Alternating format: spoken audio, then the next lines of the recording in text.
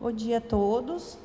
Com grande honra que eu inicie esse painel agradecendo ao DOP, a todos os organizadores do evento, pela oportunidade de moderar uma discussão sobre esse tema de tão importância para o setor do agronegócio, a gestão social e comunidades, que é um conceito que refere a práticas que visam a interação e o fortalecimento das relações entre as empresas e as comunidades em que elas estão inseridas, promovendo um desenvolvimento sustentável e benefícios mútuos. Compartilhando um pouquinho da minha trajetória, eu sou formada em administração, tenho pós em gestão de recursos humanos, também sou advogada, com especialidade em direito tributário e direito empresarial. Iniciei minha carreira no setor do comércio e da construção civil. Em 2021, tive a rica oportunidade de conhecer o agronegócio e eu posso dizer para vocês, eu quero ficar por aqui, viu? O setor bom, viu, de trabalhar. A gente conhece gente bacana, é um setor gostoso, gente disposta a mudar, a inovar e traz bastante coisa nova para a gente.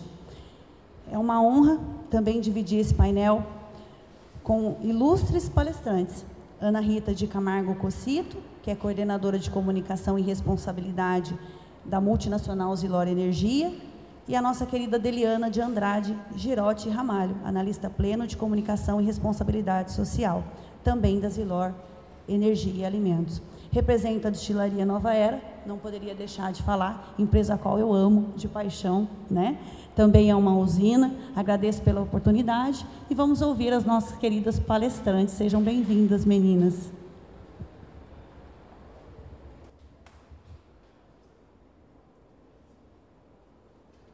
Olá, um ótimo dia a todos. Primeiramente, agradecer aí a compreensão de vocês, como área de comunicação aqui da Zilor.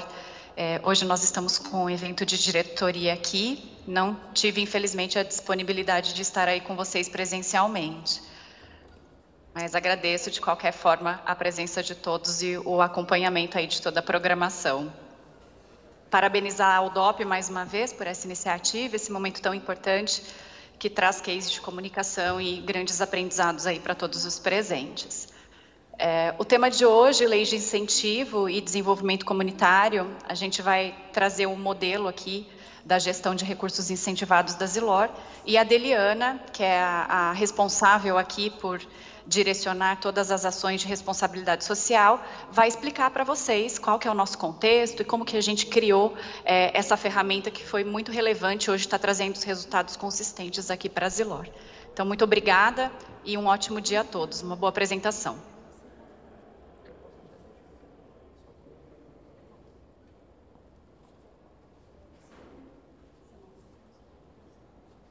Bom dia, pessoal. Como a Ana Rita disse aí, agradeço muito aí ao DOP pelo convite, pela oportunidade de trazermos aí o que fazemos aqui na Zilor, na área de responsabilidade social. Vocês me ouvem bem? Sim? Perfeito. Então, eu vou começar a minha apresentação. Bom, antes eu vou me apresentar, meu nome é Deliana, eu estou na Zilor há 7 anos, ingressei na Zilor pela área de comércio exterior, na Biorigem, que é uma unidade de negócios da Zilor. E, posteriormente, eu migrei para a área de comunicação e responsabilidade social. E minha formação é publicidade e propaganda, tenho um MBA em agronegócio, e sigo aí aprendendo a cada dia um pouco mais aqui nessa empresa que é fantástica e proporciona muitas oportunidades de aprendizado. Então, eu vou compartilhar minha tela com vocês. Assim que estiver disponível, vocês, por favor, me avisem. Tudo ok? Tranquilo. Então, aqui eu vou falar um pouquinho sobre a Zilor. Nossa palestra de hoje, né, Leis de Incentivo Fiscal e o Desenvolvimento Comunitário e o papel da plataforma Incentivação. Então, a Zilor ela é uma empresa de 78 anos, uma das principais aí do setor sucroenergético. Temos algumas ações interessantes. Aqui o QR Code que leva vocês ao nosso museu virtual, tá? Fizemos um interessante trabalho aqui, contando a história da empresa.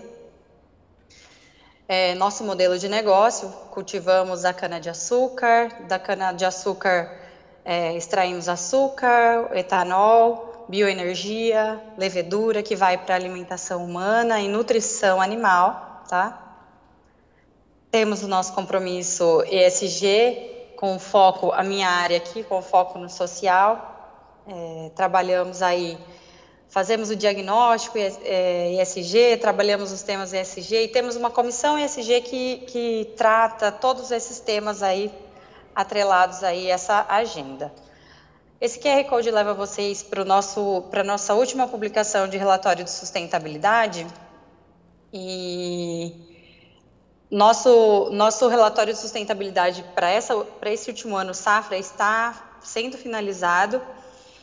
A gente só não publicou ainda porque tivemos 2 fatos relevantes aí no mês de setembro e outubro.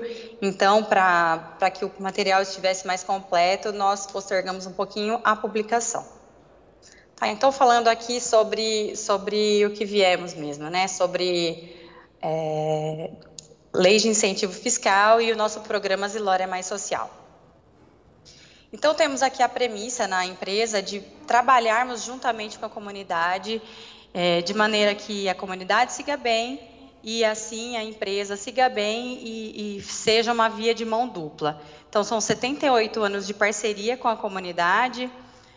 Pensamos aqui, para que o negócio seja sustentável, esse pilar de parceria com a comunidade, ele tem que ser firme. Estamos presentes em 3 municípios, Lençóis Paulista, Macatuba e Quatá. A partir do próximo ano estaremos em mais um município, né, que é Lucélia. E fazemos o investimento social com uma linha estratégica, né? Pensamos no investimento social privado de maneira que consigamos proporcionar que os proponentes sociais sejam empresários. E aí eu vou explicar um pouco disso mais para frente. A gente investe em iniciativas que fomentem a educação, a cidadania, através do programa Aprender Sempre, porque a gente pensa que quando temos cidadãos melhores educados, com formações melhores, temos, posteriormente, potenciais colaboradores que ficarão aqui conosco na usina.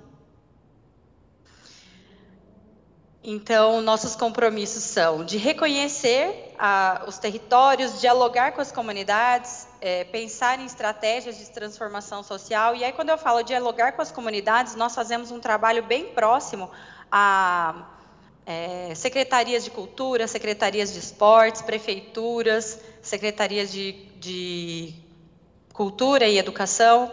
Então, assim, nós entendemos com os municípios quais são as necessidades para que a gente consiga trabalhar em conjunto. E aí, olha, a gente tem uma necessidade de fomentar a educação. Olha, temos um gap aqui de matemática. Aí, alguém falou alguma coisa? Desculpa. Não. Temos um gap e aí a gente trabalha de maneira complementar para que isso consiga ser suprido da melhor forma, tá? Então, a partir do momento que a gente consegue apresentar projetos para os municípios, a gente consegue monitorar e avaliar os resultados, certo? Então, aqui a nossa atuação. Alguém aqui na sala atua com projetos de incentivo fiscal?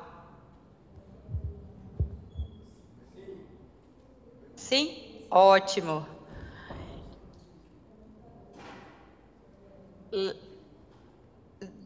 Legal. Então eu vou falar brevemente, até porque imagino aqui que todo mundo já esteja mais familiarizado.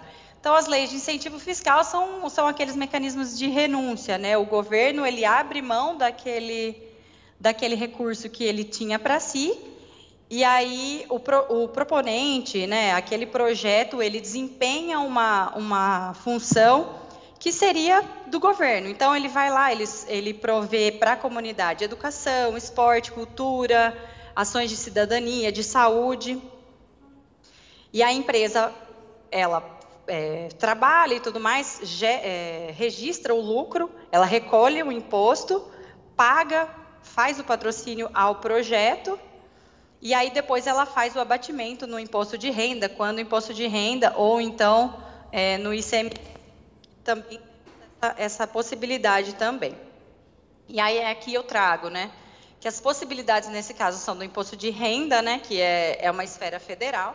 Então, até 9% PJ, tá, pessoal? Então, até 9% do valor do imposto a pagar pode ser deduzido, ele pode ser deduzido e destinado a leis de incentivo. Então, aí desse 10%. Então, assim, ó, para os projetos de incentivo à cultura, que era a antiga Lei Rouanet, até 4% desse valor aí, dos 10%, a gente pode destinar para projetos de cultura, 2%, que houve uma mudança no ano passado, para projetos de esporte, e aí 1% daqui em diante. Fundo da Infância e Adolescência, Fundo do Idoso, Pronon e Pronas. Aqui na Zilor nós temos um pensamento de destinar, quando se trata aqui dos fundos, tá? Então nós destinamos aos fundos municipais, porque a gente consegue ter uma visão mais clara do que está acontecendo, de como o recurso está sendo gerido, certo? E aí, falando de ICMS, são as leis de incentivo estadual, né? O Imposto sobre Circulação de Mercadoria e Serviço. E o valor dessa dedução varia aí de estado a estado, tá? Então, eu já nem coloquei aqui o percentual, porque depende muito de onde cada um está. ISS e IPTU, então, nem se fale, porque aí são esferas municipais, aí fica um pouco mais complicado de abranger como é feito e tudo mais cada município. Mas aí, como vocês já disseram, né, a usina de vocês, as empresas aí de vocês são investidoras. Então, aqui eu trago um pouquinho dos desafios que nós enfrentamos e nós enfrentávamos acerca aí das leis de incentivos fiscais. 90% das empresas que estão aptas a utilizarem as leis de incentivo, elas não aproveitam, tá? E isso é um dado da Receita Federal. Aí outra dificuldade aqui que as empresas aqui, de empresas mesmo, é a falta de conhecimento sobre as especificidades de cada uma das leis de incentivo fiscal, das esferas federal, estadual e municipal. Até porque cada uma delas tem normativas específicas que tratam de cada uma. Então, a lei Rouanet, ela é de uma maneira, a lei do esporte é de outra, e aí as esferas estaduais são bem diferentes também.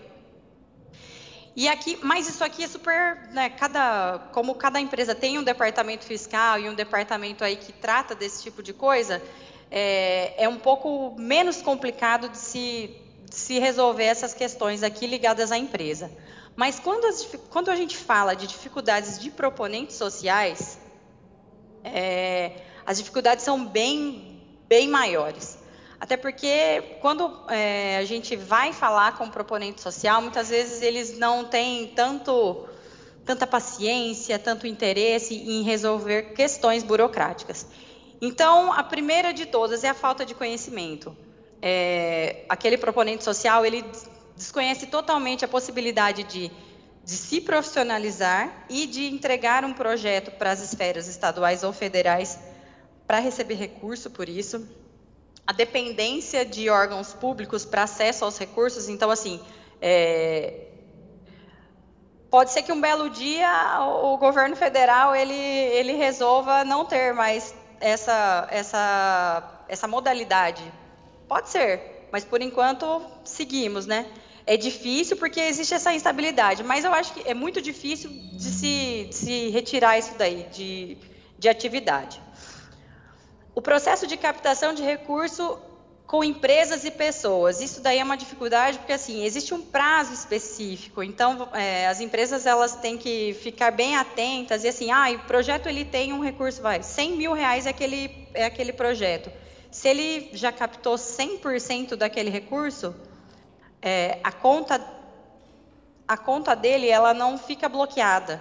Então, se a empresa de vocês, por um acidente, depositar mais 50 mil, vamos dar um exemplo assim, esse dinheiro ele não retorna para a empresa, ele vai para um fundo específico lá do governo federal e ele não retorna. Então, assim, aí fica como se a empresa tivesse pago realmente o imposto de renda para a Receita Federal. A burocracia e quantidade de documentação solicitada. Realmente, é muita burocracia, são vários documentos, o proponente social ele tem que se adaptar certinho àquilo que a normativa prevê. Aqui faltou um Tzinho, desculpa, gente. Falta de mão de obra especializada em leis de incentivo nas instituições. É necessário ter um profissional que entenda de escrita clara, que ele consiga ler as normativas e entender, e os processos iniciais como a elaboração do projeto em si. Não é difícil fazer um projeto, mas assim, como eu não sei se é a dificuldade de vocês, mas aqui a gente tem essa dificuldade de pessoas imediatistas. Então, se o processo ele começa a ficar muito dificultoso, a pessoa ela desiste, não quero mais, eu prefiro ficar aqui na filantropia mesmo, o pessoal me dá um pouco de dinheiro, então eu já consigo sobreviver. Então, essas são as dificuldades aí dos proponentes sociais, mas que acabam culminando aí, acabam impactando muito o nosso trabalho aqui como responsabilidade social da empresa. Tá? Então, temos mais dificuldades aqui. A inscrição e aprovação de projetos ali. A esfera federal, né, o Ministério da Cultura, o Ministério do Esporte, eles têm um prazo longo, vamos dizer assim, até 3 meses para aprovar um projeto. Então, às vezes, aquele proponente ele não tem a paciência de esperar, ou ele não vai atrás de outras ferramentas para dar celeridade à aprovação desses projetos. E aí aqui, 71% das organizações, dado que contempla aí a média histórica de Rouanet e esporte, ele diz que estão inscritos e aptos a receber aporte, mas eles ainda não conseguiram tirar os seus projetos do papel. Então, assim, eles são super aderentes a tudo, mas eles não conseguem colocar o projeto no papel e seguir, fazer um trabalho bacana. E aí, uma coisa que nós aqui da Zilor pensamos é o seguinte, a maioria dos projetos, eles estão em grandes centros. E aí aqui a gente encontrou esse dado que 74,42% dos recursos eles foram destinados a iniciativas na região sudeste. As nossas usinas elas estão na região sudeste, tá? Lençóis, Macatuba e Quatá, mas assim elas não estão, os projetos eles não estão nas cidades, eles estão nos grandes centros, tá? Isso é um problema. Isso é um grande problema, na verdade não um problema, mas é uma entrave aqui para a gente, porque assim, quando a gente fala de filantropia, é o recurso dado, obviamente, a gente ajuda a comunidade, a gente entende que a comunidade precisa de recurso para se desenvolver, mas é aquela coisa, né? Não é legal a gente sempre ficar dando o peixe. Não é muito melhor que aquele proponente social vire um empresário e ele saiba como sustentar o seu próprio negócio? Então, aqui, as regiões com menor volume de recursos incentivados. Novamente, a região sudeste é a que mais aporta, é a que mais está envolvida aí com essa possibilidade aí de aportar recurso. E aí aqui, regiões brasileiras versus aportes e recursos. A gente vê, é visível. Então aqui, ó, o primeiro estado que menos aporta é Roraima e Tocantins, que são as áreas que ali é Norte, Nordeste, e aqui novamente São Paulo. E os projetos são de grandes centros. Então, assim, falando aqui um pouco de perfil de proponente, a gente via que os proponentes sociais, eles eram geralmente de São Paulo, do Rio de Janeiro, Ribeirão Preto, e aí, a gente, obviamente, são projetos fantásticos, são projetos que trazem um impacto positivo para a comunidade, só que a gente via que a gente não conseguia ter criação de emprego e renda, o desenvolvimento daquele proponente social que vinha até a empresa pedindo recurso para viabilizar o projeto dele, tá? Então, a nossa atuação, falando aqui sobre, perdão, gente, sobre incentivos fiscais, a nossa proposta é a seguinte: o que existia de dificuldade da comunidade? Então, a inscrição e aprovação e a captação de recurso e desconhecimento. Então, o que nós propusemos aos proponentes sociais? A gente vai fazer um curso para vocês, de modo que vocês consigam escrever os próprios projetos e submetê-los às esferas aí, tanto federal quanto estadual.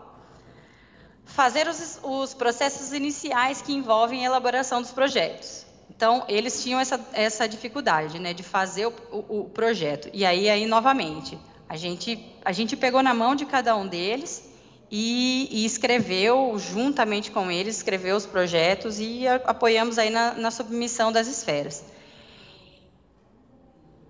E a burocracia e a quantidade de documentação solicitada. Então, voltando aqui, o que nós fizemos? Nós capacitamos e suportamos os proponentes, fomentamos os empresários ali na região de Lençóis, Macatuba e Quatá, e também escritórios de contabilidade, porque assim, às vezes a gente não consegue persuadir uma empresa de aderir essa modalidade aí de incentivo fiscal.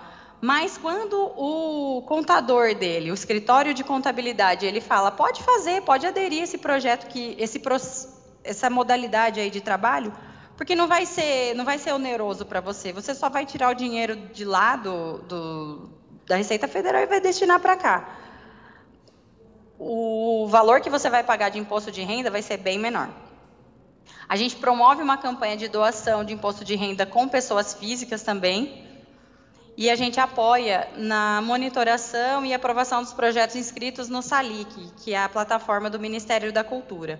Então, assim, quando um proponente social ele inscreve o projeto dele, eu comentei há pouco que havia um tempo aí de até 3 meses de aprovação. Quando uma empresa ela escreve que ela tem interesse em patrocinar aquele projeto, o tempo de aprovação ele cai pelo menos pela metade. Então, o Ministério da Cultura, ele pensa assim, fala assim, bom, esse aqui eu não vou perder tempo com esse, eu vou dar celeridade porque já tem alguém interessado em aportar, em apoiar e patrocinar. Então, o processo de aprovação, ele vai bem mais rápido, tá? Trazendo aqui um pouquinho do histórico de aporte para vocês, em 2022, a Zilor teve disponível para aportar via lei de incentivo fiscal, imposto de renda, tá? Porque o ICMS, todos os produtos ali da Zilor, etanol e açúcar, eles são comercializados pela Copersucar. Então, a destinação desses recursos é via Copersucar. Então, em 2022, nós tivemos R$ 2.572.999, e aí a gente faz a divisão entre lei de incentivo à cultura, esporte, PRONAS, PRONON, e fundos. 2023, R$ 4.991.087.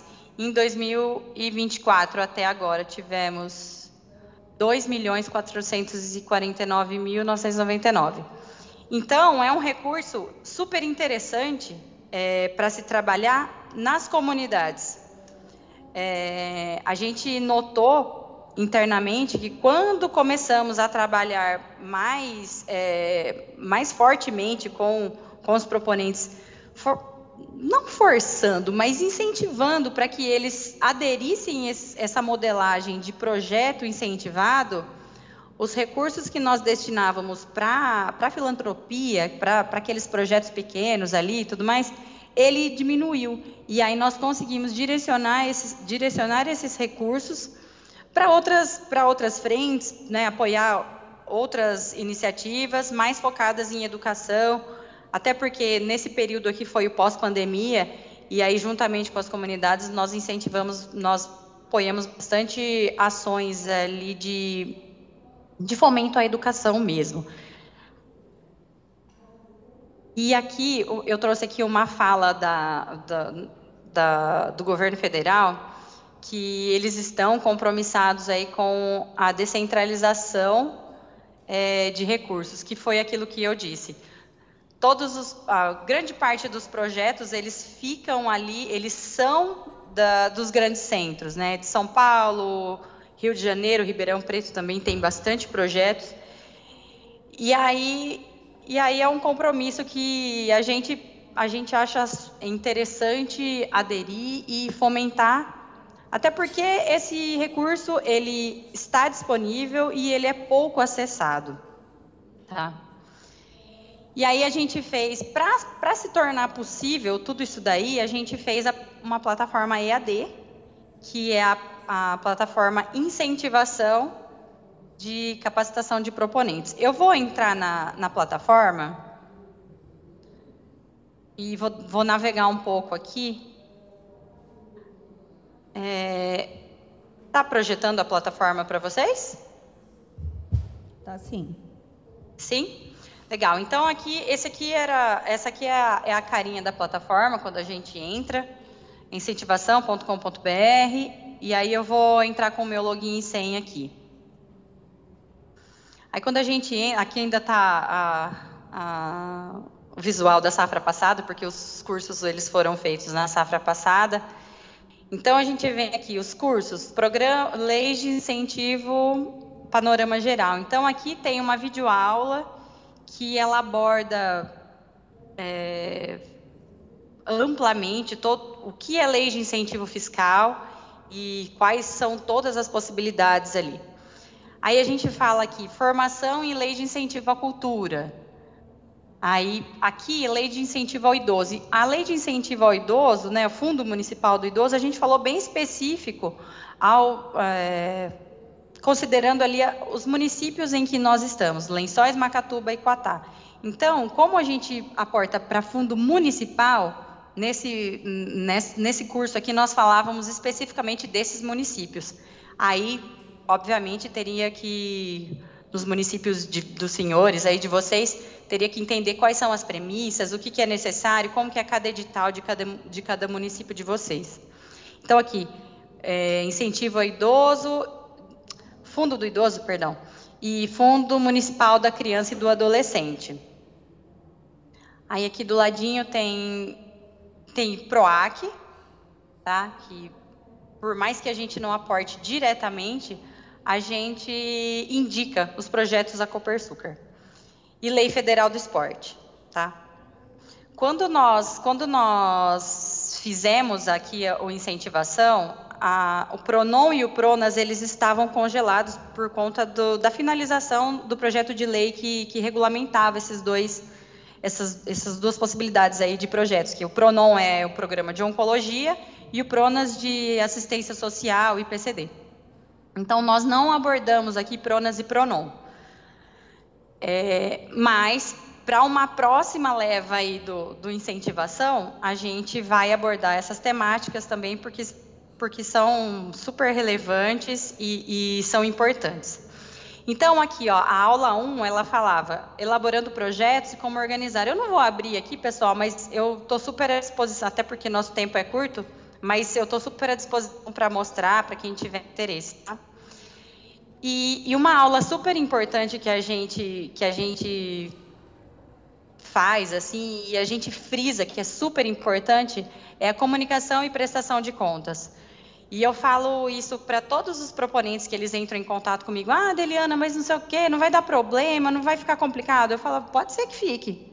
Pode ser que fique complicado para você, porque você está utilizando um dinheiro que era do governo. Esse dinheiro nós tiramos do bolso do governo e estamos dando para você, para que você desenvolva o seu projeto. E você imagina, o que dá errado quando a gente pensa em governo? Quando você sonega imposto ou quando você não presta conta, quando a gente faz o nosso imposto de renda de uma maneira errada? Sempre dá ruim, né? Então, seja muito responsável com a utilização desse recurso, porque caso alguma coisa não esteja super bem explicadinha, o governo vai fazer você enviar esse recurso de volta, tá? Então, aqui, prestação de contas, mentoria e na prestação de contas, a gente faz bastante, a gente fala e volta na tecla várias vezes, tá? A plataforma ela não está ativa agora, tá? Porque no ano passado nós tivemos um resultado importante, eu vou apresentar para vocês o resultado, mas a gente optou por fazer ano sim, ano não, até por conta de que, como a gente lida com cana-de-açúcar, não sei se os colegas aí eles devem viver alguma coisa parecida conosco, nós temos anos bons e anos não tão bons. Então, como tivemos alguns anos bons, acho que a gente pensou, acho que é melhor a gente pisar um pouco no freio, não fomentar tanto, para que a gente não frustre as pessoas. Aí, poxa, eles nos incentivaram, né, fomentaram e agora não tem recurso. Então, a gente optou por fazer de 2 em 2 anos as formações, tá? Aí, novamente, por quê, né? Desde 2007, a gente atua nessa modelagem aí de leis de incentivo fiscal e a gente quer potencializar essa modelagem de trabalho. A gente quer criar uma rede de transformação social. Então, como que a gente consegue fazer isso? Dando as ferramentas, ensinando, multiplicando aquele conhecimento que a gente adquiriu em algum momento ali da nossa trajetória. E como? Por meio da distribuição tanto de conhecimento quanto de recursos incentivados que estão disponíveis aí pelos governos federais, estaduais e os municipais. E aí a plataforma Incentivação vem para nos apoiar na pulverização desse conhecimento, tá? Aqui eu já entrei na plataforma, já mostrei para vocês. Aqui o resultado da primeira edição aí da nossa plataforma Incentivação. Nós tínhamos uma limitação de 100 pessoas ali para uso da plataforma, porque isso custava dinheiro. Então, quando nós contratamos a plataforma, né, para sediar o curso, nós pensamos, vamos colocar 100 pessoas? Não, mentira. A gente fez, vamos colocar 70 indivíduos, porque já era um valor importante já, que a gente ia ter que disponibilizar. E aí, nos primeiros 2 dias, a gente já atingiu 70 participantes e tinha muita gente ligando para a gente, tanto para mim quanto para a Ana Rita, e aí a gente aumentou para 100. Só que aí, né, aquela coisa, foi o que eu falei para vocês no começo, quando a coisa não é imediatista, as pessoas elas vão evadindo. Mas aí, no final, a gente conseguiu 20 participantes que concluíram a capacitação, tá? E desses 20 participantes, 11 projetos foram inscritos nas normativas. Às vezes, um projeto, ele inscrevia 2 pessoas, e aí elas conversavam ali, debatiam mesmo qual seria o melhor caminho a se trilhar. Então, 11 projetos foram inscritos nas normativas, e tivemos aí a inscrição de 119 participantes na plataforma Prosas.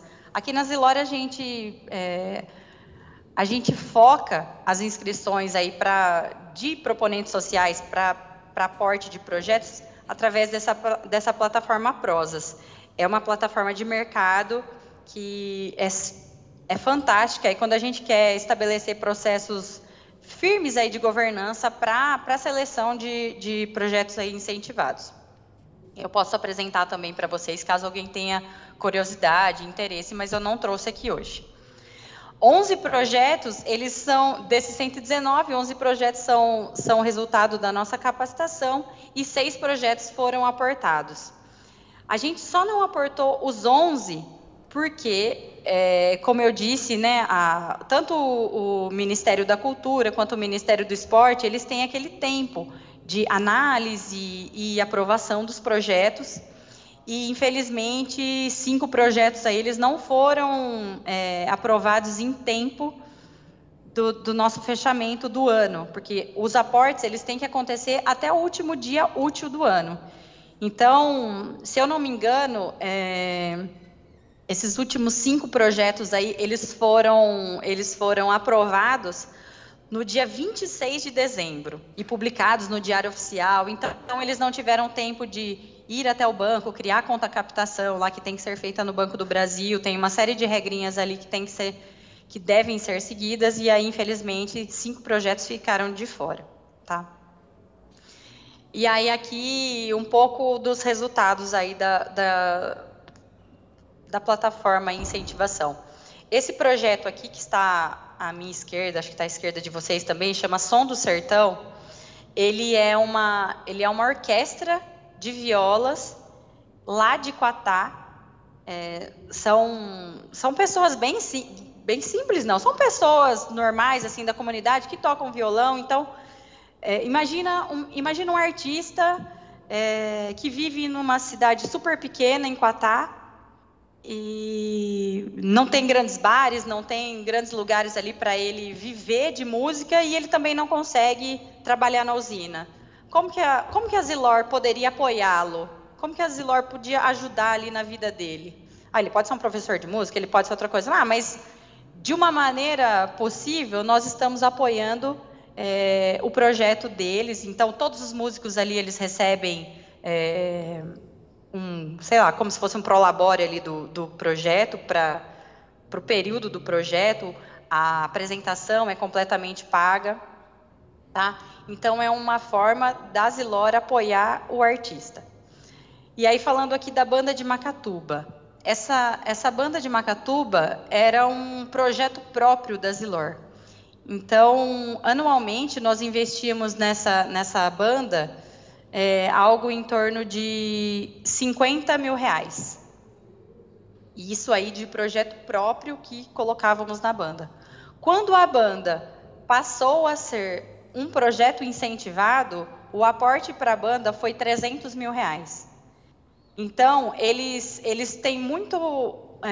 eles podem tocar a música que eles querem, eles podem fazer as apresentações nos locais onde eles são convidados, e eles têm uma remuneração melhor do que eles tinham quando era aquela verba ali limitada, né, dentro do nosso centro de custo, até por conta das dificuldades que eu já falei antes, que eu já abordei.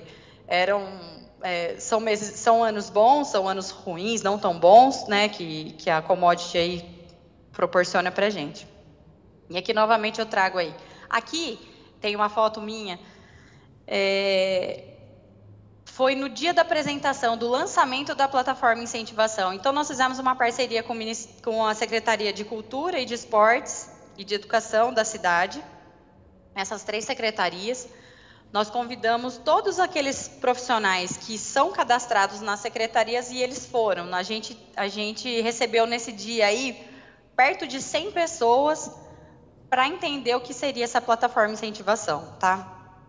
E aí, temos aí, foram 4 meses de formação, foram 5 cursos, um por cada normativa aí de incentivo, 18 horas de formação, 112 horas de mentoria técnica, e a mentoria técnica foi aquilo, peguei na mão da pessoa e falei, bom, vamos lá, qual que é o seu projeto? Seu projeto são aulas de viola, e aí ao final do ano você vai ter uma apresentação? Beleza, vamos escrever, vamos colocar isso no papel e vamos seguir projetando, inserir nas plataformas e ir atrás da aprovação. E aí temos os números aí finais. Então, mais uma vez, o nosso intuito sempre foi maximizar o impacto social nos municípios a partir do uso dos recursos incentivados. E aí, com todo esse tempo de trabalho, aí, a gente conseguiu fortalecer muito o nosso ecossistema social, tá? Grande parte dos proponentes, eles vêm até a Zilor, eles procuram compartilhar os desafios, eles procuram falar para a gente, olha, e agora? O que vocês acham? O que vocês entendem? Para onde que a gente deve ir? E o que a gente mostra para eles, o que a gente tenta falar é cada vez mais eles serem independentes, eles serem autossuficientes na produção de projetos e na captação de recursos, tá? E aí aqui a gente traz um pouco do trabalho que a gente faz também de monitoramento de resultados. Então, de todas as ações que nós fizemos aí no ano passado, a gente conseguiu impactar 126 mil pessoas, tá? Tivemos nas ações 115 voluntários. Esse número aqui é um número que dá mais orgulho para a gente aqui de empregos gerados, que são 555 empregos gerados, e aí não são dentro da Zilor, são fora, são empregos sociais que foram gerados. Foram 7 municípios atendidos. Quase metade desses projetos aí, eles fornecem acessibilidade física, 31%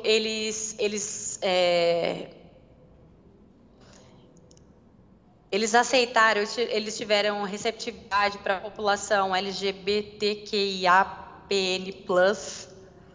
80% dos projetos, eles atendem a população de baixa renda, né, que é até 2 salários mínimos. 65% dos projetos tiveram participação de crianças e adolescentes, e esse é um dos grandes objetivos nossos, atingir crianças e adolescentes, tá?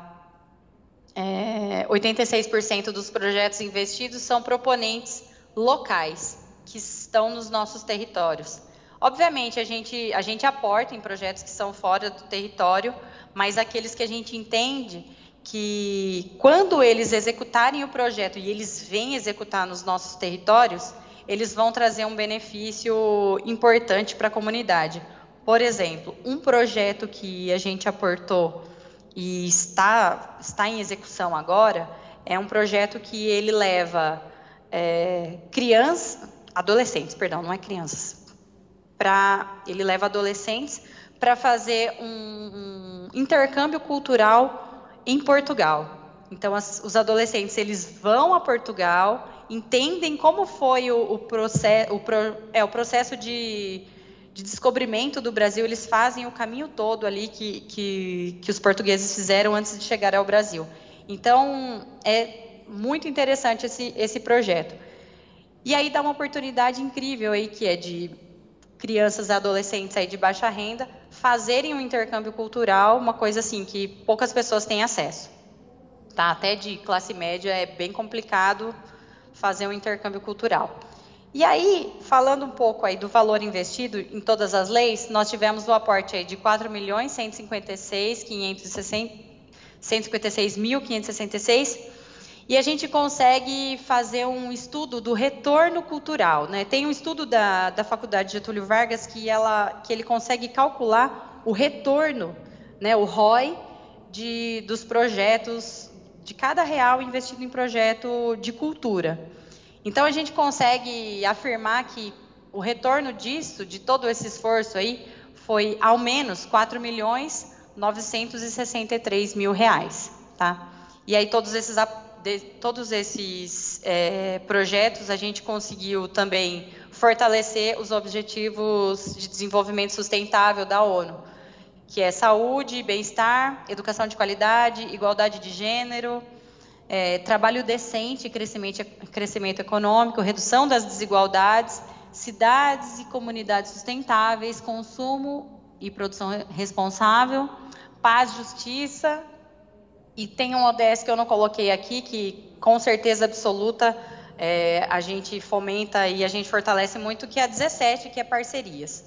Então, tudo que a gente faz em parceria com alguém. A gente faz em parceria com a comunidade, com a Secretaria de Educação, com o governo federal, enfim. E aqui eu trouxe um pouco de imagens aí, algumas fotos dos projetos aí que aconteceram no ano passado. Então, no dia 13/5, aconteceu o projeto Por Onde a Banda Passa, que ele também era um projeto próprio, e ele se desenvolveu aí, está um sucesso aqui na nossa região, várias cidades pedindo para eles se apresentarem e tudo mais. FIUP, que inclusive essa foto aqui é a foto da nossa plataforma Incentivação, que ele é um festival integrado de literatura, todas as crianças.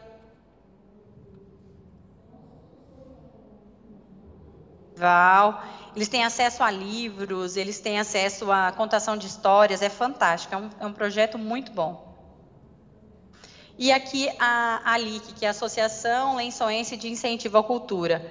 A ALIC, ela faz uma programação de peças teatrais e toda semana tem pelo menos uma peça de teatro gratuita aqui em Lençóis. Então, vem artistas renomados, e tudo de graça, tudo aberto à comunidade, com acessibilidade, bem interessante mesmo. Aqui eu trouxe para vocês, da última vez que nós viemos, nós falamos, a gente mostrou um pouco também disso daqui. Nós produzimos um webcast que falava um pouco aí que falava um pouquinho aí dos projetos sociais. E aí, caso vocês tenham interesse de conhecer, por esse QR Code aqui, vocês conseguem ir diretamente aí ao nosso canal do YouTube. E é uma série de entrevistas com os proponentes sociais que receberam aporte no último ano. Tá? Eu agradeço muito o tempo de vocês. Mais uma vez, eu peço perdão por não estar presencialmente com vocês, mas, infelizmente, a companhia ela requer a nossa presença, né? E a gente tem que atender. Alguém na plateia gostaria de complementar o que a Adeliana falou? Alguém? Então, só complementando um pouquinho o que a Adeliana falou, pessoal, sobre a importância, né, da gestão de comunidades, é importante divulgar, né, o papel da empresa também na comunidade, porque muitas usinas fazem, né, um papel social importante, mas acabam não divulgando. Eu vou dar rapidinho um exemplo prático, para não avançar o tempo da próxima palestrante. A Nova Era, por exemplo, fez um projeto esse ano em Ibaté, né? Ibaté é uma cidade pequena e não tem muito o que fazer na cidade, né? Ibaté, a atração da cidade é a usina. E nós fizemos um projeto em parceria com a prefeitura, chama Ibaté em Férias. Nós tivemos a oportunidade de ver crianças de periferia que viraram para a gente e falaram: poxa, é a primeira vez que eu pulo numa piscina de bolinhas, né? Isso eu falo, é a empresa inserida na comunidade, isso não tem preço, tá, pessoal? Alguém mais queria complementar alguma coisa? Então, eu vou chamar o nosso próximo palestrante, Roberto Cidade, gerente administrativo da usina Santa Terezinha Usa Açúcar. Bom dia a todos. Você tem apresentação aí, decora? Eu não consigo, não. Até consigo, mas não vai ficar legal. Bom, esse cara bonito e modesto na foto aí sou eu, é óbvio, com bastante Photoshop. Essa é a foto do Facebook, onde todo mundo é lindo e feliz. Eu vou tentar dar uma abordagem sobre a experiência que nós tivemos na Santa Terezinha em aplicação de benefícios fiscais, um panorama geral sobre aqueles principais, principalmente federais, porque como a colega antes citou, se for entrar aqui nos estaduais e municipais, a gente precisa de uns 30 dias para cobrir todos, porque cada um tem as suas características. E dar uma pequena introdução em cada um deles, de forma que vocês possam identificar... Oi, obrigado. De forma que vocês possam identificar, dentro da própria comunidade de vocês, determinadas iniciativas que já estariam maduras para utilizar desse mecanismo. Nós somos uma empresa familiar, capital fechado, 100% brasileira, fundada em 1964, no município de Maringá. É a maior exportadora de açúcar com sede na região sul do país. Produzimos açúcar, VHP, etanol, anidro hidratado, e bioeletricidade e palestrantes simpáticos e modestos. Temos mais de 8.000 funcionários nas áreas agrícola, indústria, oficina automotiva, administrativa. Acabamos de sobreviver a uma recuperação judicial, graças a Deus, que foi uma travessia que custou uma boa parte dos meus cabelos, mas estamos aqui para seguir em frente e tentar dividir um pouco das nossas experiências. Esse negócio aqui está querendo me derrubar. As nossas unidades fabris são concentradas no norte do Paraná, e o nosso centro corporativo na cidade de Maringá. Temos também aqui no centro corporativo em Maringá um terminal de armazenagem próprio, e também temos a CPA, onde a gente tem um percentual significativo, que também é um terminal de armazenamento, e temos um terminal portuário em Paranaguá, a PASA, por onde nós escoamos toda a nossa produção, que no caso do açúcar é 100% exportada, nós não temos produto de gôndola, e da qual também presta serviço para N outras usinas do Paraná, São Paulo, Mato Grosso, e da qual nós também temos um percentual razoável. Esses nossos 8.000 funcionários geram em torno de 15.000 dependentes. Estamos ou com coleta de colaboradores, o pessoal da RH vai me matar porque eu usei o termo funcionário, mas agora já foi. Temos coleta de colaboradores ou plantio de cana em 57 municípios e exploramos anualmente em torno de 300.000 hectares com a nossa matéria-prima. Bom, indo direto ao assunto, o que é renúncia fiscal? Renúncia fiscal nada mais é que uma política pública de incentivo ao desenvolvimento socioeconômico ou cultural de uma região e distribuição de renda ou na substituição de um gasto direto do poder público. Trocando em miúdos, renúncia fiscal é você, entidade, ou você, pessoa física, substituir o Estado na aplicação de um determinado volume de recursos que seriam geridos por ele. Ela é a destinação. Existem diversas formas de renúncia fiscal, desde a anistia até o crédito presumido, passando pela desoneração, que deu tanta discussão recentemente, mas vamos tratar de destinação fiscal, que é a destinação direta à entidade ou fundo de caráter social, econômico ou cultural, que efetuará sua aplicação e gestão em substituição ao ente público de parcela ou totalidade do imposto apurado, que foi o que acabei de comentar. Existe no âmbito federal uma série de possibilidades de utilização dessa ferramenta. Existe a Lei Rouanet, muito conhecida e muito pouco entendida, a Lei do Audiovisual, que está atrelada, de certa forma, ao Rouanet, o Fundo de Infância e Adolescência, acredito que seja a mais conhecida de todas, o Proidoso, que, mal comparando, é o FIA para os idosos, a Lei de Incentivo ao Desporto, a de Incentivo à Reciclagem, que está nas suas primeiras oportunidades de aplicação, ainda não está bastante estável, mas como as outras funcionaram, não há por que acreditar que ela não vai funcionar. E, por fim, o PRONON, para apoio à atenção oncológica, e o PRONAS, para pessoa com deficiência. Esses benefícios fiscais somados permitem a destinação direta de 11% dos impostos gerados pelas empresas tributadas pelo lucro real e até 7% dos impostos gerados pelas pessoas físicas, ou seja, nós mesmos. Quais são os seus principais objetivos? Ela permite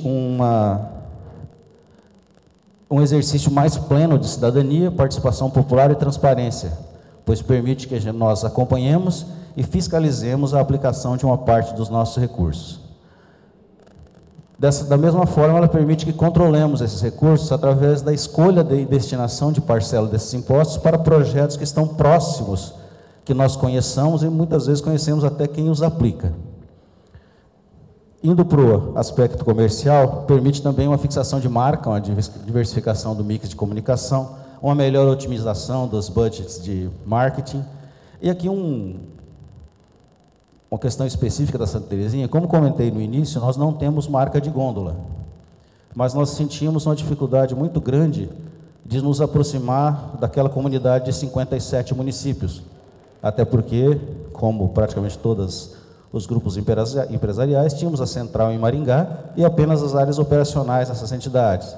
De certa forma, éramos vistos assim como o capitalista que explora a comunidade e não devolve nada.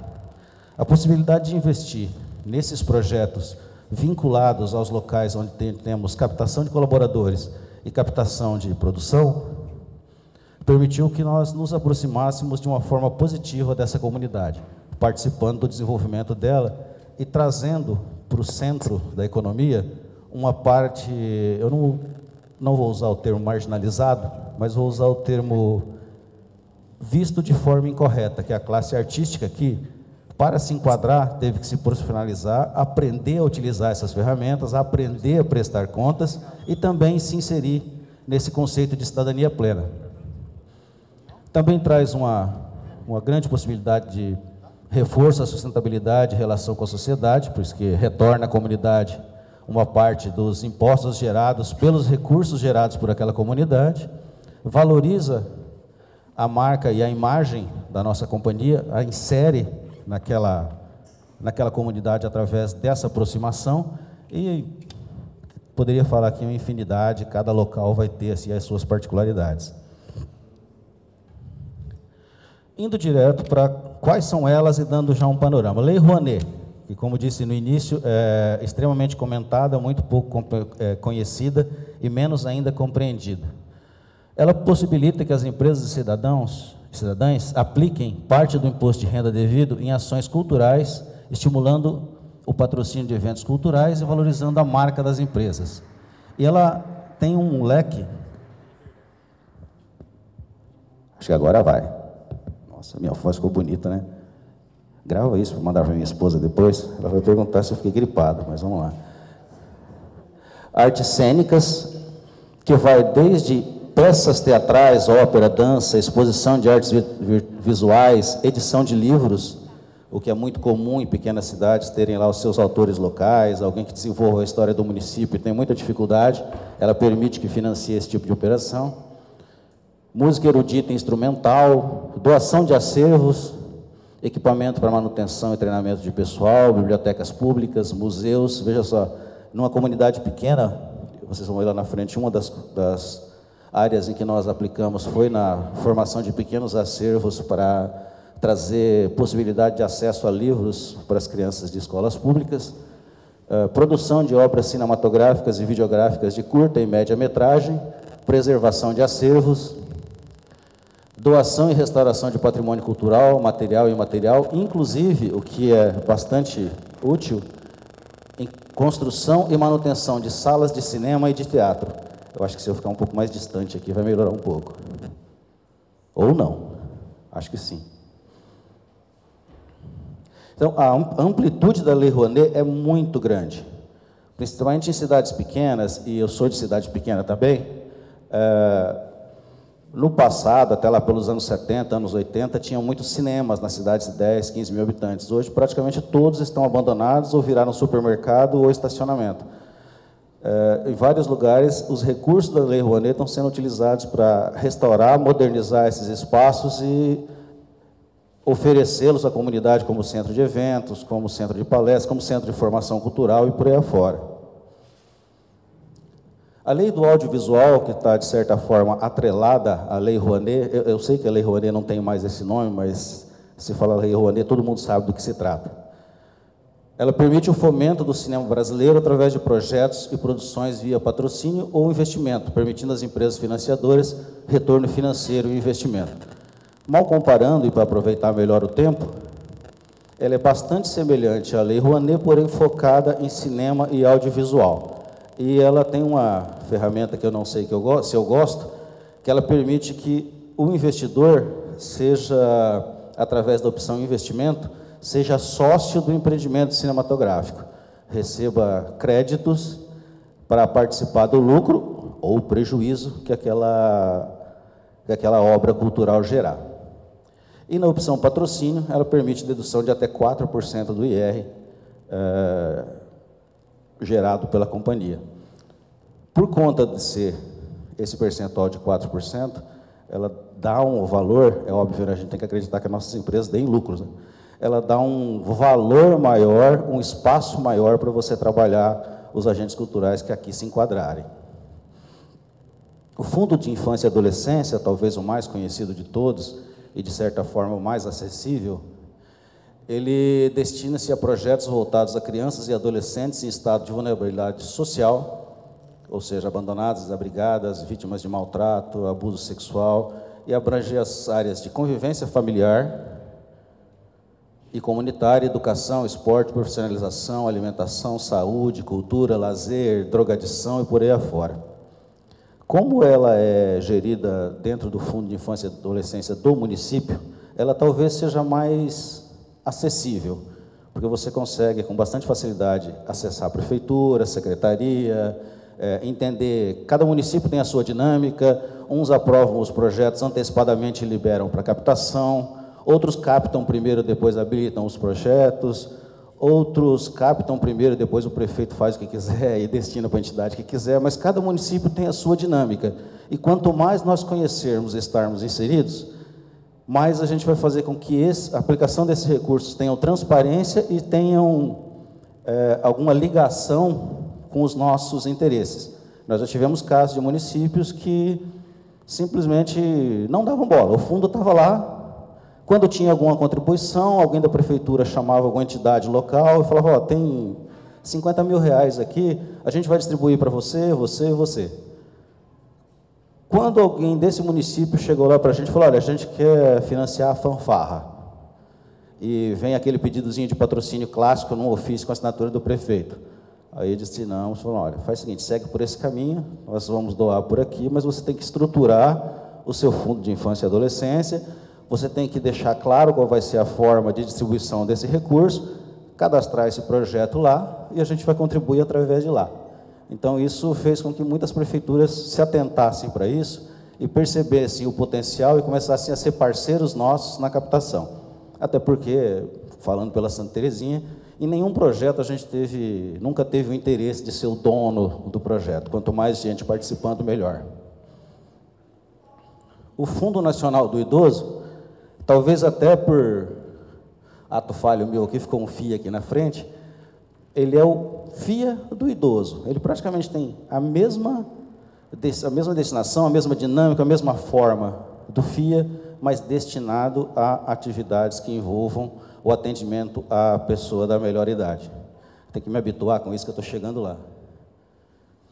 A lei do incentivo ao desporto, ela é destinada a estimular o desenvolvimento do desporto e paradesporto, através da implementação de prática, ensino, estudo, pesquisa, desenvolvimento e inclusão social de modalidades, comunidades ou atletas nas seguintes áreas. O desporto de lazer, que é a corrida de rua, aquele sem o foco de competição. O desporto educacional, quando ele faz parte do projeto educativo de uma instituição. O desporto de rendimento, ainda vou chegar lá. O desporto de rendimento, aí sim, para chegar até a competições olímpicas e semelhantes, para quem tem marca de gôndola é bastante importante, né? Uma ótima forma de exposição de marca. E infraestrutura esportiva, construção de quadras de esporte, ginásios, piscinas, pistas de atletismo, estádios, etc., que, voltando para a nossa realidade de cidades menores e tal, é uma grande demanda que a gente pode suprir sem tirar dos nossos parcos resultados e gerindo um pedaço dos impostos que a gente mandaria para Brasília e entrar naquele funil que Deus sabe como é distribuído. Na verdade, a gente sabe, né? E sabe-se Deus como ia chegar em cada município. Nós podemos gerir dentro da nossa própria casa. A lei de incentivo à reciclagem é o seu primeiro ano, ela ainda está bastante incipiente. Por ser o primeiro ano, ainda não tem nenhum, pelo menos que eu conheça, algum caso de aplicação. Ela destina-se a contribuir para a redução do impacto ambiental, buscando promover o desenvolvimento econômico e social, fortalecendo cooperativas e associações de catadores, capacitação, formação e assessoria técnica, promoção de intercâmbios nacionais e internacionais para as áreas escolar e acadêmica, empresarial, associações comunitárias, organizações sociais, que explicitem como seu objetivo a promoção, desenvolvimento, execução ou fomento de atividades de reciclagem ou de reuso de materiais. É óbvio que isso aqui tem total sinergia com o nosso setor. Não tenho ainda exemplos, ela também vai ser administrada por um ministério, mas eu acho que aqui abriu-se uma nova possibilidade de a gente ter uma grande interação com a área da qual nós somos muito cobrados, que é a nossa relação com o meio ambiente. E, por fim, e não menos importante, PRONON e PRONAS, que são o Programa Nacional de Apoio à Atenção Oncológica e à Saúde da Pessoa com Deficiência. Elas podem ser usadas para a prestação de serviços médicos, assistenciais, formação, treinamento e aperfeiçoamento de recursos humanos em todos os níveis e a realização de pesquisas clínicas, epidemiológicas e experimentais. Os hospitais de... eu não sei como são chamados aqui em São Paulo, no Paraná tem muitas UOPECANs, elas estão usando de forma muito forte esse mecanismo para equipar as suas áreas de atendimento oncológico, que são os hospitais de câncer lá da nossa região. Existe uma outra possibilidade, que são as OCIPs e UPFs, que permite às empresas tributárias no lucro real fazer a doação direta para entidades sem fins lucrativos ou que tenha a qualificação de OCIP ou UFF, desde que elas ofereçam serviços gratuitos à população. A doação, a empresa pode fazer a dedução de até 2% do seu lucro operacional como despesa dedutível, não como doação isenta. As companhias tributadas por lucro real também têm a possibilidade de doar para instituições de ensino e pesquisa sem fins lucrativos, instaladas no país, com o benefício da dedução de até 1,5% do seu lucro operacional, diminuindo, portanto, o IRSS. Ou seja, despesas que normalmente são indedutíveis, ou seja, são doações que não têm nenhum reflexo tributário, se atendidas a essas condições, podem ser utilizadas como despesas tributadas e reduzir a sua tributação em 34%. De forma, tentando resumir, porque é muito complexo fazer a ligação de todas essas opções de benefícios fiscais, um pequeno quadro sobre os limites. Os limites nas pessoas físicas são cumulativos, exceto o PRONON e o PRONAS. Então, você pode distribuir e destinar do IR, cada um de nós aqui do IR que vai recolher do IR calculado, independente do IR que você vai recolher, ao final de cada ano, 6% ou 7%, se utilizar-se a lei do incentivo fiscal, ou 8% ou 9%, se você pegar e destinar mais 1% para PRONON e para o PRONAS. Esses aqui são cumulativos. Se você doou 6% para a Rouanet, só sobra 1% para você doar aqui para o incentivo ao desporto. Mas ele não se acumula com esses dois aqui que você pode doar, independente de utilizar essas possibilidades aqui.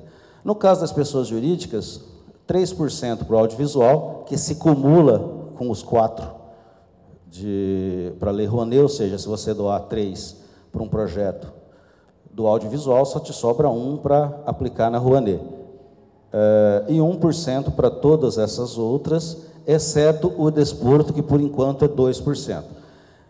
Então, de certa forma, daria 7% ou 9% para as pessoas, do IR das pessoas físicas. Imagina só, alguém de nós aqui que pague R$1.000 por ano, pode destinar, sem depender de ninguém, até 9% desse valor, até R$90 para projetos locais. É uma mixaria. Mesmo, eu pago, tomara, viu, se alguém quiser rogar essa praga e pegar em mim, tudo bem, mas eu pago 200 mil de IR, ou calculo 200 mil de IR por ano.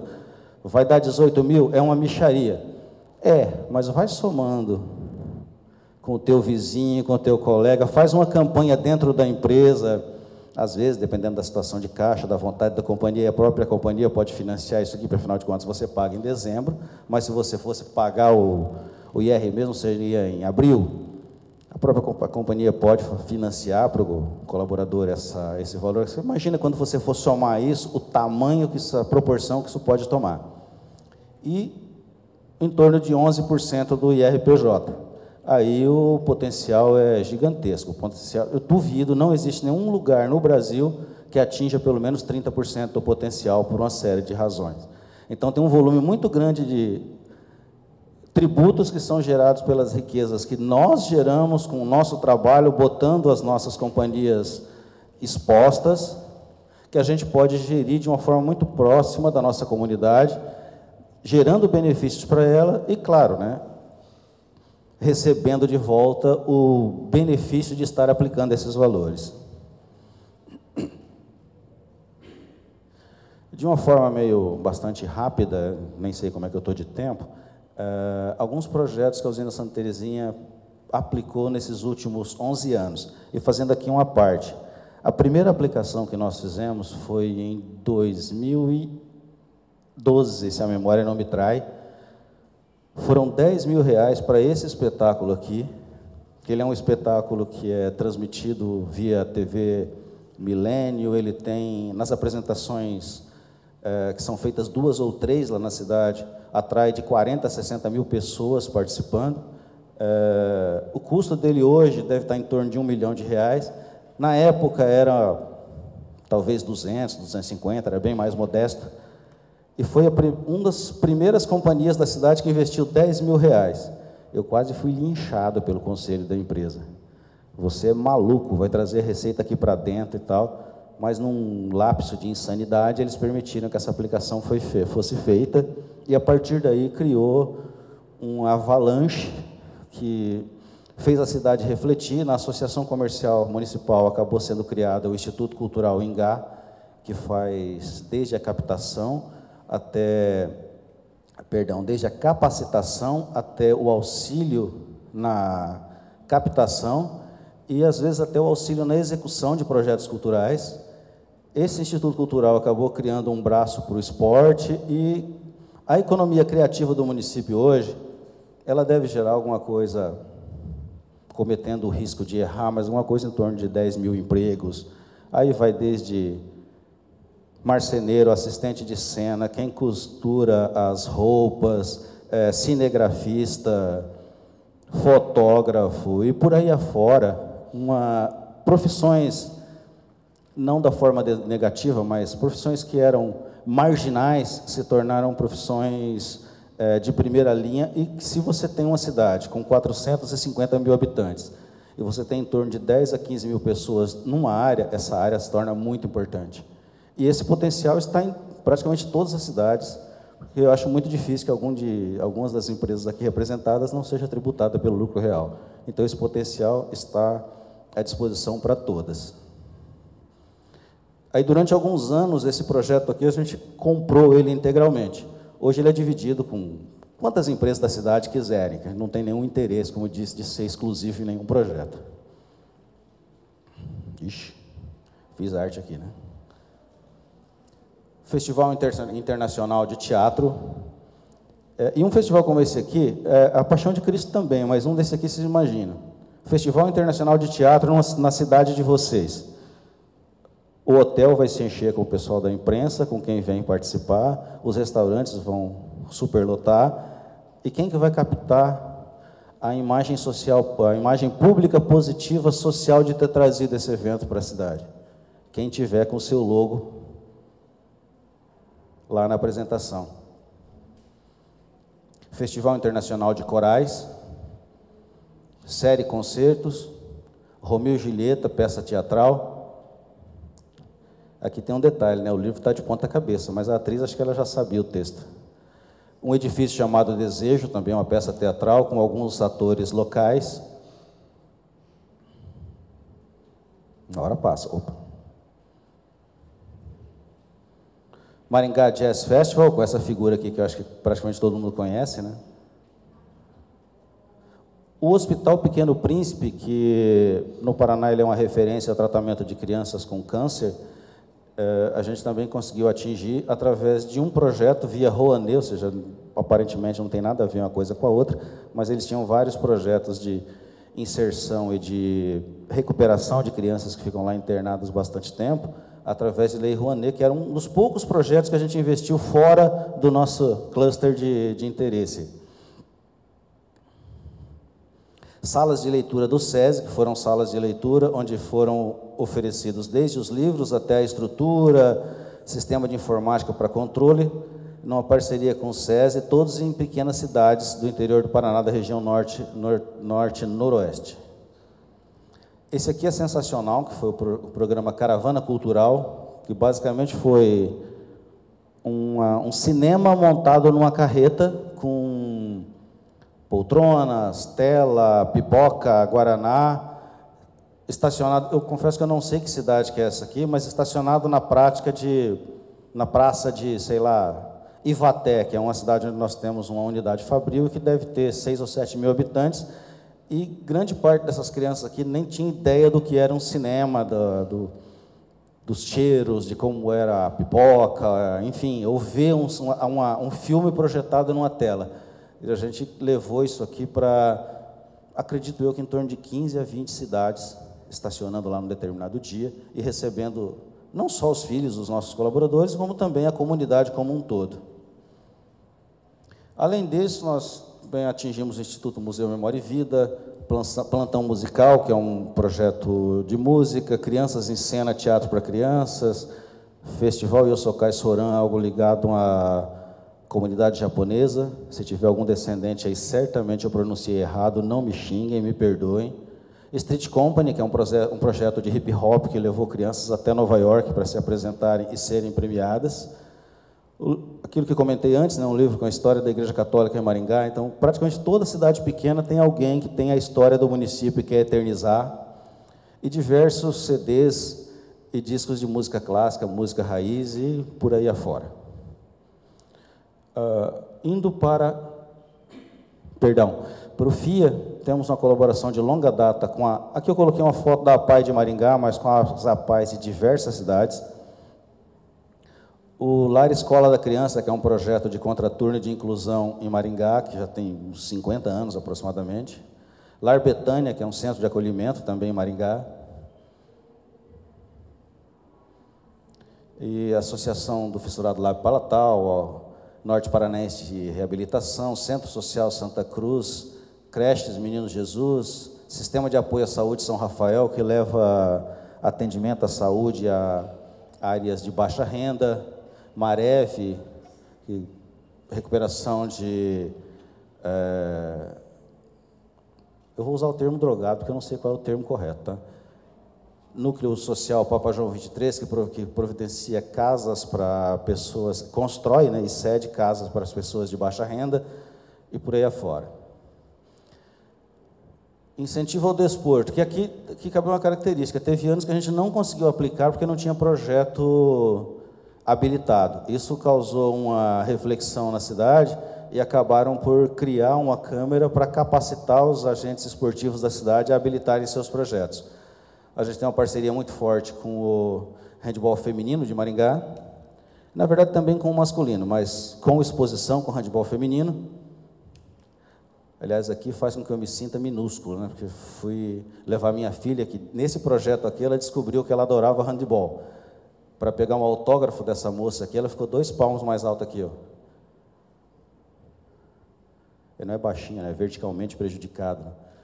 O projeto Transformando Vidas de Umuarama, que é vinculado a um clube que disputa a Liga Nacional de Futsal, faz um trabalho de inclusão social de crianças com menor poder aquisitivo.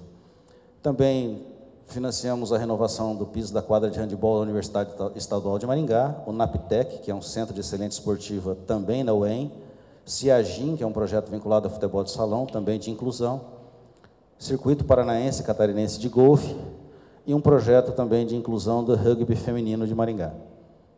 E mais alguns outros também.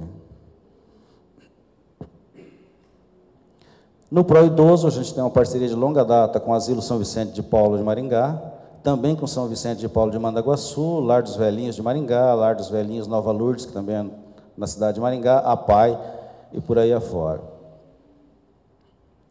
No Pronom Pronas, já fizemos parcerias com o Hospital Erasto Geithner, que foi um centro de endoscopia e cuidados paliativos, Hospital do Câncer de Cascavel, que foi a aquisição de um acelerador nuclear, e o Hospital do Câncer de Umuarama, que foi a aquisição de um aparelho semelhante. Isso aqui são projetos de valores gigantescos, de milhões, mas volta naquilo que disse há pouco. Uma empresa com 50, outra empresa com 100. Obrigado.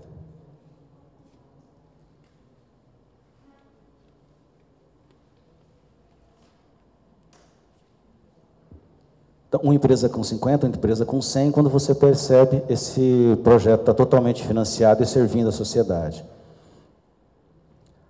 Alguns comentários e desafios, e já deixando de incomodar vocês e partindo para o final.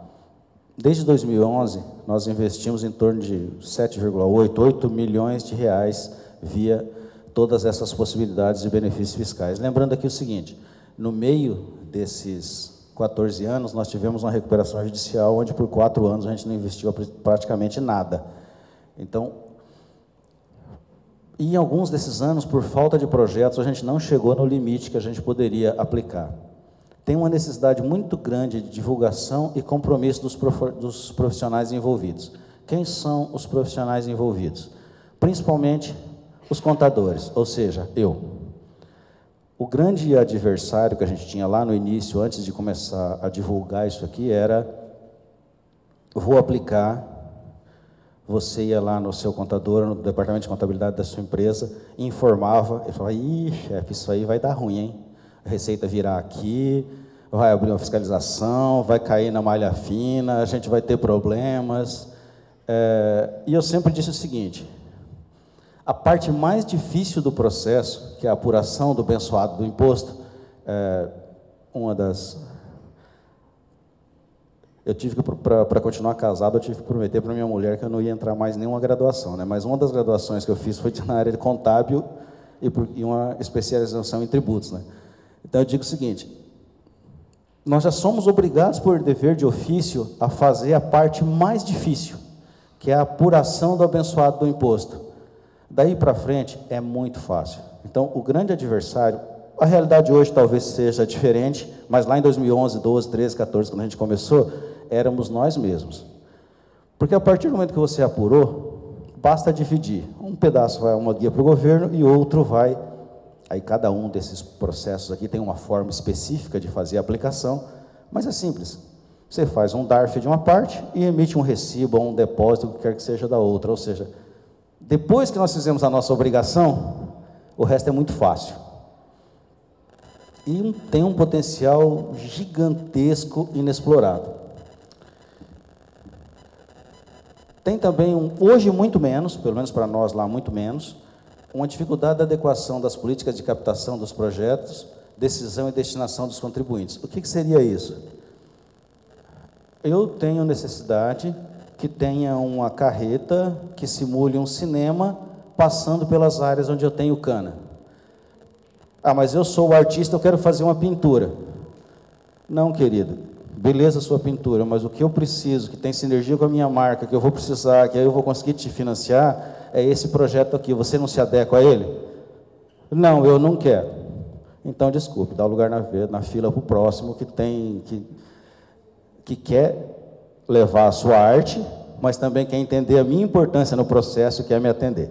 Então, essa foi a grande dificuldade nesse momento aqui. Hoje, muito menos, porque os agentes perceberam a abrangência, perceberam como a banda toca e perceberam que aqui eles conseguem atingir os seus projetos muito mais rapidamente.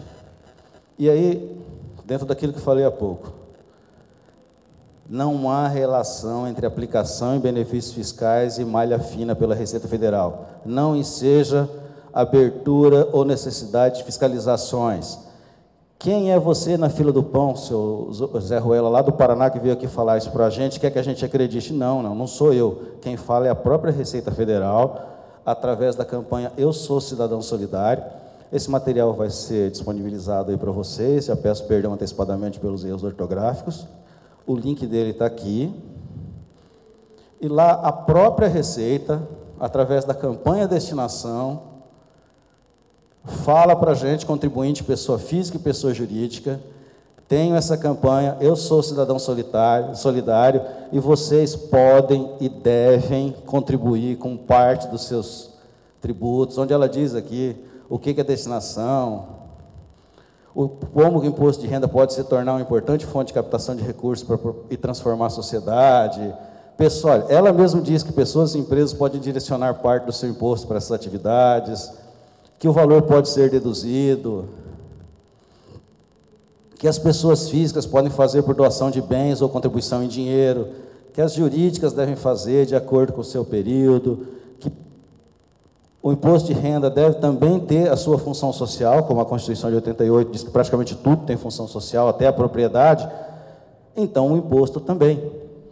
Então, a própria Receita diz que nós devemos fazer isso, então não tem nenhuma retaliação. Ela mesma, esses slides aqui são todos lá daquele link.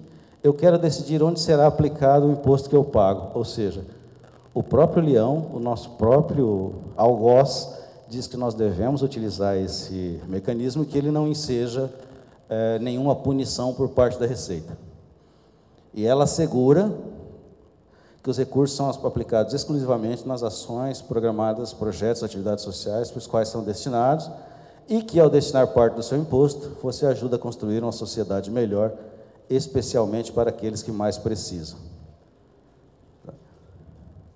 Não sou eu que disse, foram eles, são eles mesmos que dizem. Então, gente, basicamente é isso que eu queria trazer para vocês. Eu gosto de dizer o seguinte, quero desmistificar. Não é difícil. Alguém falou o contrário antes aqui, vai ficar bravo comigo, mas não é difícil, é fácil. O agente cultural, da brincadeirinha que eu fiz aqui de um lado para o outro, ou o agente social, é óbvio que ele quer o mais fácil, é óbvio que ele quer, eu não vou prestar conta para ninguém, ela vai lá e me doa R$100, eu aplico aqui, eu sou honesto, todo mundo sabe que eu sou honesto, eu não preciso de contador, não preciso nada, beleza, mas se você for para aqui, o seu leque se abre muito, depois de um ano, que aquele agente vai perceber isso. Aquele agente vai falar, pô, caramba, a colega aqui fez e o projeto dela está bombando. Eu estou aqui, ou por resistência, ou por preguiça, ou sei lá, eu porque não estou querendo entrar, estou ficando para trás, então eu vou junto. E depois de 2 ou 3 anos, vai ser fácil. Aí a parte difícil vai ser você escolher qual dos projetos que você vai colocar o seu parco recurso. E aí cada companhia tem o seu estilo, o seu jeito. Umas criam uma fundação que destina um determinado valor para projetos aprovados previamente. Outras têm um comitê que recebe os projetos até tal data, dentro de tal condição, e destina para aqueles que aquele comitê decidir. Outras têm um comitê que no início do ano diz, olha, eu quero projetos assim, assim, assado. Quem entrar, eu vou contribuir. E aí cada um faz o seu jogo. Mas a ferramenta é absolutamente segura. A desculpa padrão de a Receita Federal vai me pegar não existe, que é basicamente essa a mensagem que eu quis trazer. Muito obrigado pela paciência de vocês.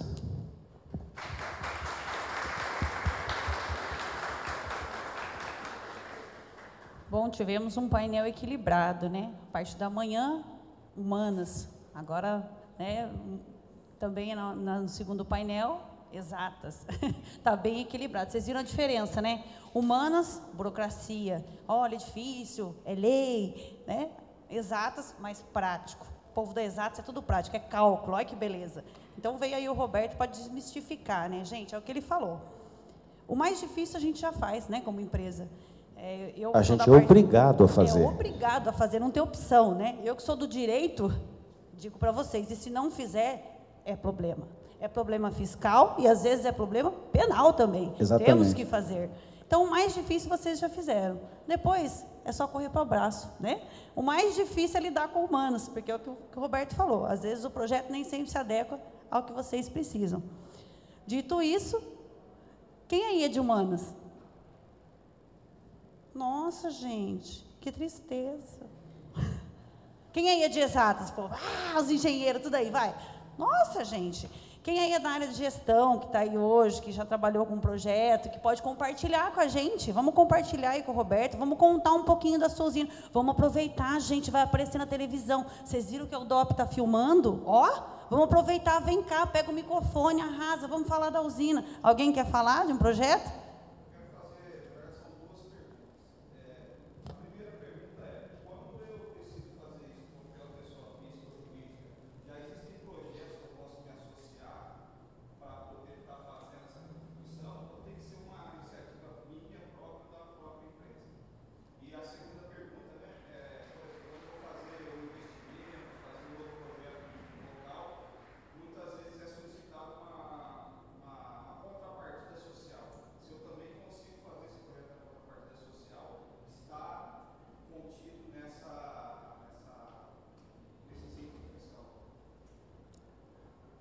Bom, depois de uma certa idade, a memória me trai, tá? Se eu fugir das suas perguntas, você me corrige, por favor. A primeira é, com certeza, no momento que você decidir aplicar, seja física ou jurídica, vai ter algum projeto. Talvez não tenha algum ali na sua comunidade, ou algum ali que seja exatamente o que você precisa. Mas, por exemplo, todos os clubes de futebol têm um projeto, do Paraná Clube na 3ª divisão até o Corinthians na 1ª. Não foi uma escolha boa, mas infelizmente eu sou corintiano. O Corinthians foi infeliz. Mas ontem foi um dia feliz, então deixa eu curtir foi um dia isso. feliz. Todos esses clubes de futebol têm um projeto de esporte para desporto, sem medo de errar. 90%, ainda mais São Paulo, que é um estado onde no interior as cidades são muito bem organizadas, eu duvido que tenha uma prefeitura que não tenha um FIA e um pró-idoso organizado. Então, que você vai ter projetos, sem medo de errar. Com certeza você vai ter. Não, talvez não sejam aqueles que você sonha, mas que vai ter, vai. Em relação à contrapartida social, dentro das leis de incentivo ao desporto, eu não tenho uma resposta absoluta para a sua pergunta, mas dentro das leis de incentivo ao desporto, vai ter que ser analisado com muito cuidado, talvez não. Porém, você consegue utilizar aquela condição de OCIP e utilidade pública e, na pior das hipóteses, aproveitar aquele investimento como despesa dedutível para o seu IR e capturar 34% do valor. Mas eu não descarto. Se o projeto for escrito com muito cuidado, com a doutora te assessorando, eu também sou da área do direito, mas eu não quero não, porque cadeia não é legal. Com a sua área jurídica pegando na tua mão, te acompanhando, pode ser que dê, mas aí nesse caso eu não tenho uma resposta absoluta, mas com certeza, aquela questão OCIP, utilidade pública, você vai poder utilizar.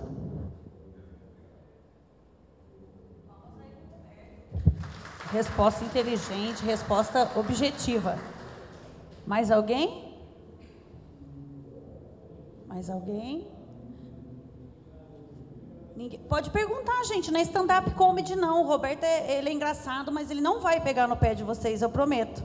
Não é stand-up comedy. Eu não prometo, não. Pronto, agora ninguém mais vai perguntar. Alguém quer compartilhar algum projeto da sua usina? Quer contar um pouquinho pra gente? Ainda tem alguns minutinhos? Temos uns minutinhos? Alguém quer?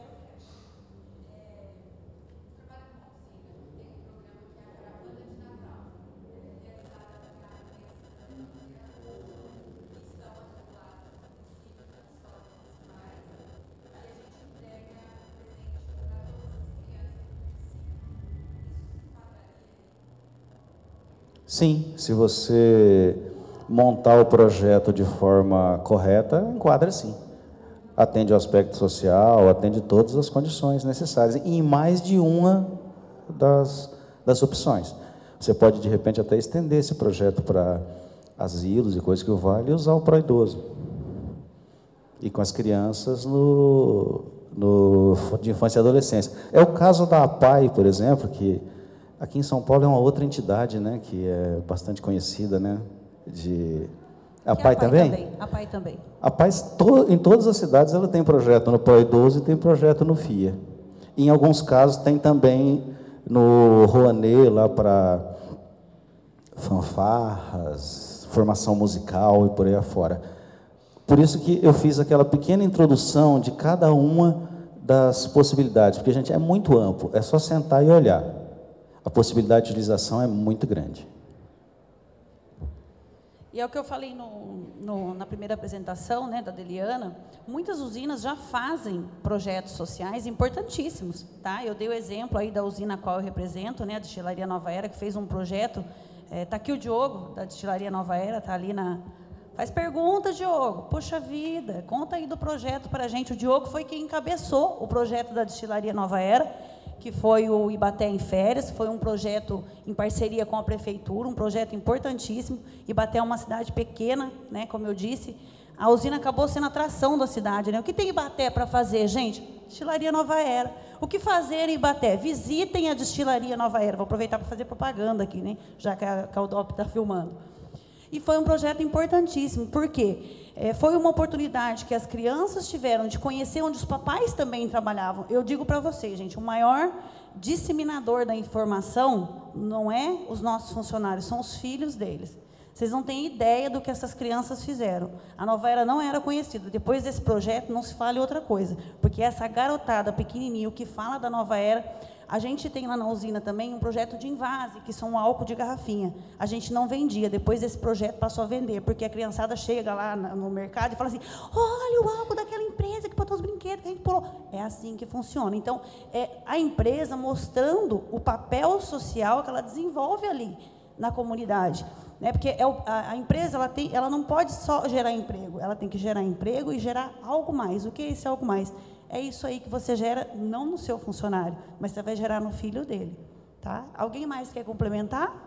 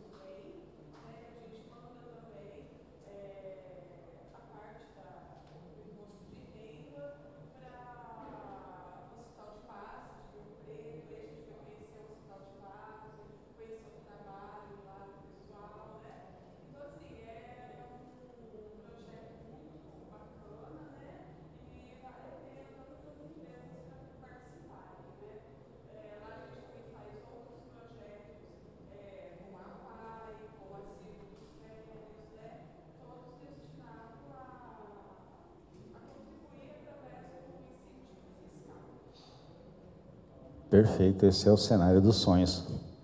Parabéns. Mais alguém quer compartilhar? Não sei como a gente está de tempo aí. Temos 5 minutinhos, gente, aproveite. Agora é hora de brilhar, de pegar o microfone, de arrasar. É aqueles 5 minutos, né, Roberto? Acho que isso aqui alcança lá. Olá, pessoal, bom dia. Só compartilhando uma ação que nós, da Usina da Mata, nós desenvolvemos todos os anos, em dezembro, em parceria com a Tamor, aqui de Araçatuba. Quem é de Araçatuba deve conhecer. É um projeto social, é um projeto humanitário, ligado ao auxílio às pessoas em tratamento de câncer, né? Desde crianças, adolescentes, adultos, né?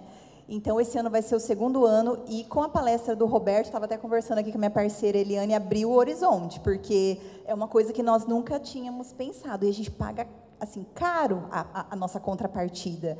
É um espetáculo, assim, maravilhoso, que, inclusive, a gente indica, que é a parada de Natal, junto ao Ícaro, aqui do Atamor, de Araçatuba.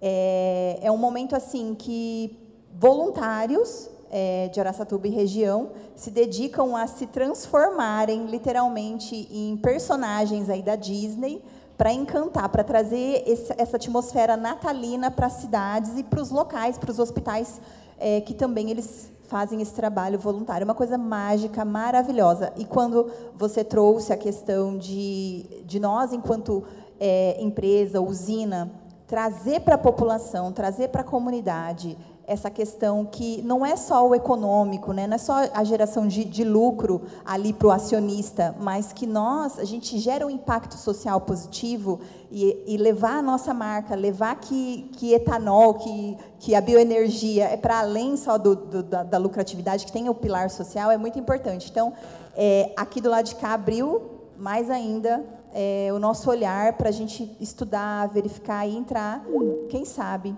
né, seja uma possibilidade de a gente entrar com a questão dessa lei. E é um espetáculo assim maravilhoso, que por onde passa encantam as crianças, principalmente o olhar assim da comunidade, por onde a parada passa, é mágico. Parabéns. Parabéns. Eu diria o seguinte: quando a gente faz uma palestra, ou quem sou eu para na fila do pão para chamar isso aqui de palestra? Foi um bate-papo. como é que a gente mede o sucesso? Deixei todo mundo com dúvida, foi um sucesso. Algumas pessoas encontraram sinergia do que a gente falou com os seus projetos, foi um sucesso. Então, fico satisfeito. Tiraram, mas estava aqui o QR Code com o meu nome é muito difícil de esquecer, né? Roberto Cidade, não confundam com aquele cara que tentou ser prefeito de Manaus, senão vocês vão adicionar outro gordinho, não eu. Mas minhas redes sociais, praticamente todas elas que todo mundo usa, mais o LinkedIn está à disposição. Lá no último slide tem um QR Code.